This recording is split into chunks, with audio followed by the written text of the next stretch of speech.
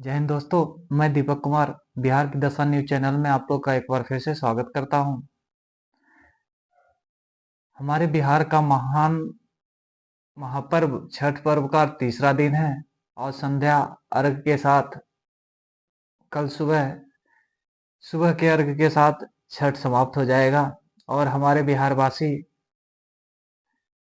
का एक महापर्व इस साल के लिए समाप्त हो जाएगा।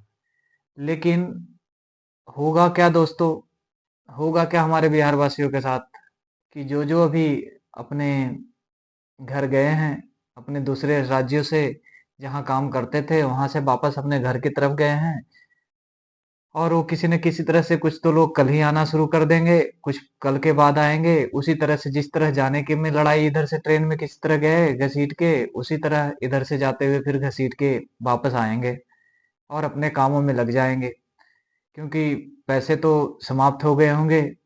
पैसे जो काम करके ले गए अपने बच्चों के कपड़े, बच्चे फैमिली के कपड़े, सबके कपड़े सामान खरीद के छठ महापर्व में दिए होंगे और समाप्त हो गए होंगे। बात यह है दोस्तों कि आना उन्हीं लोग को पड़ेगा जो एक गरीब वर्ग के लोग हैं, मीडियम वर्ग के लोग हैं। वो बड़े लोग राजनेता, जो नेता हमारे हैं जिनके पुरखों से पहले से नेतागिरी चलता हुआ आ रहा है, वो वापस नहीं आएंगे। वो फिर उसी कामों में लग जाएंगे, बिहार के राजनीति में फिर से लग जाएंगे, बिहार के जनता से वोट लेने के लिए लग जाएंगे कि किस तरह से इस अशिक्षित जनता से वोट लें हम और कैसे फिर से हम अपना राज्य को कायम रखें ताकि ये ज्यादा पढ़े लिखे ना हो जाएं। और ज्यादा पढ़े लिखे हो जाएंगे तो हमें वोट करेंगे नहीं और हमारी सत्ता को ज्यादा समय तक चलने देंगे नहीं। बात मेरा कहने का मतलब यह है दोस्तों कि यही रोजगार अगर जो हमें ये लोग उपलब्ध करा देते बिहार में तो हमें कल भाग के बिहार से कहीं बाहर आना जाना नहीं पड़ता, कहीं दूसरे राज्यों में पलायन नहीं करना पड़ता। हम फिर से अपने वहीं अपने गांव से, अपने घर से, अपने शहर में काम में लग जाते। लेकिन ऐसा हमारी सरकार नहीं कर रहा है दोस्तों। क्योंकि अगर जो ऐसा कर देगा तो फिर बाहर ट्रेनें बंद हो जाएगी, सारी ट्रेनें चल नहीं पाएगी। जितने बिहार से बाहर लोग जाते हैं उनमें सीटें खाली चली जाएगी, पूरी ट्रेन का किराया नहीं आएगा, सेंट्रल गवर्नमेंट को लॉस हो जाएगा। बहुत कारण है इसमें। मगर मैं अभी उन सेंट्रल गवर्नमेंट वालों से भी बात मैं पूछना चाहता हूँ जो सेंट्रल सरकार में बैठे हुए, मैं किसी नाम नहीं किसी का लेना चाहता हूँ। उनसे मैं कहना चाहता हूँ कि हम किसी चीज को हम पृथ्वी से चांद पर तो भेज सकते हैं, तो क्या इतना दिमाग और हमारे इतने वैज्ञानिक हैं, इतने पढ़े लिखे आईएएस हैं, आईपीएस हैं, उसके बाद बहुत बड़े आईआईटीशियन हैं जो तरह तरह के इक्विपमेंट बनाते हैं, तरह तरह के शोध करते हैं, तरह तरह के टेक्नोलॉजी पे काम करते हैं, तरह तरह के तकनीक बनाते हैं।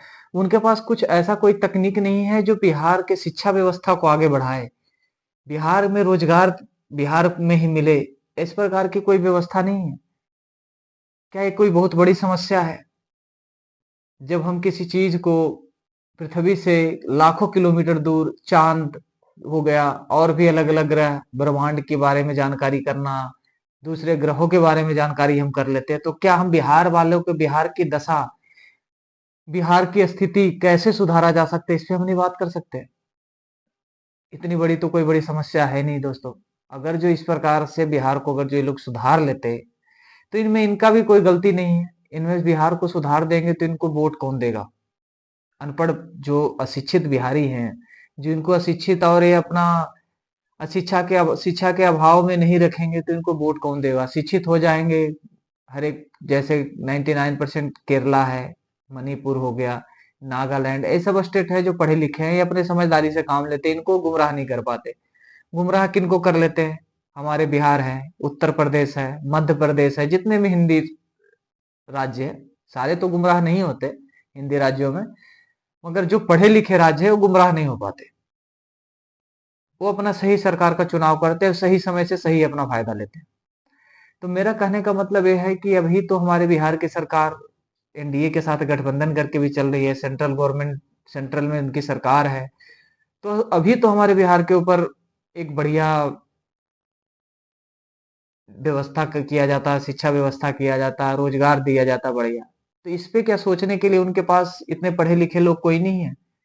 या इस प्रकार से हम मान लें कि बिहार इसी प्रकार से बिहार रहेगा, इसी प्रकार से बिहार का शिक्षा रहेगा, इसी प्रकार से बिहार का रोजगार रहेगा। इतने कोई पढ़े लिखे और इतने समझदार कोई किसी प्रकार की कोई टेक्नोलॉजी नहीं है कि मतलब किसी प्रकार का कोई इसके अंदर सुधार नहीं लाया जा सकता, इसके अंदर कोई ऐसा शोध नहीं हो सकता कि किस कैसी व्यवस्था बनाई जाए, किस प्रकार की व्यवस्था बनाई जाए जिससे कि बिहार में शिक्षा व्यवस्था भी दुरुस्त हो जाए, उसके ऊपर रोजगार भी सही दुरुस्त हो जाए।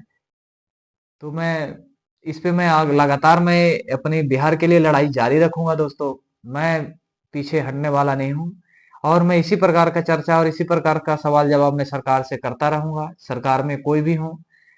मैं किसी सरकार का वो नहीं बातें नहीं कर रहा हूँ, मगर तब भी हमारे बिहार के लिए कम से कम इनको ये तो सोचना चाहिए कि बिहार को कम से कम शिक्षित तो कर दें। बिहार को शिक्षित करने के लिए कुछ तो कदम उठाएं। बहुत दिन से इनका 15 साल हो गया, कोई जरूरी नहीं है कि बिहार में हमारे केंद्र की सरकार के बराबर हो तो उसके ऊपर ध्यान दिया जाए। अगर जो नहीं केंद्र और राज्य का साठ गांठ सही नहीं है, दोनों का सरकार एक मिली जुली सरकार नहीं है, दोनों अलग अलग सरकार है, तो उस पर बिहार पर किसी प्रकार का विचार नहीं किया जाए, ऐसा तो एक तरह से नाइंसाफी है बिहार वासियों के लिए। तब भी कैसे कर सकते हैं, हमारे लोकसभा का जितने भी सीटें हैं हमने लगभग एनडीए जो हमारे भाजपा है वो जीत रखे हैं लगभग सीटें। उसके बाद तो कम से कम देखना चाहिए लोकसभा के लिए सारी सीटें, हम जितने भी सीटें हमारे पास है हमने दे रखा है लोकसभा वाले सारे भाजपा को, तो कम से कम इनको तो कम से कम हमारे लिए सोचना चाहिए। सारे स्टेट इतने पीछे जाते हुए भी, उड़ीसा ऐसा स्टेट देखो दोस्तों, बंगाल हो गया, उड़ीसा, छत्तीसगढ़, ये हमसे शिक्षा में आगे निकल गए हैं सबके सब। गरीबी में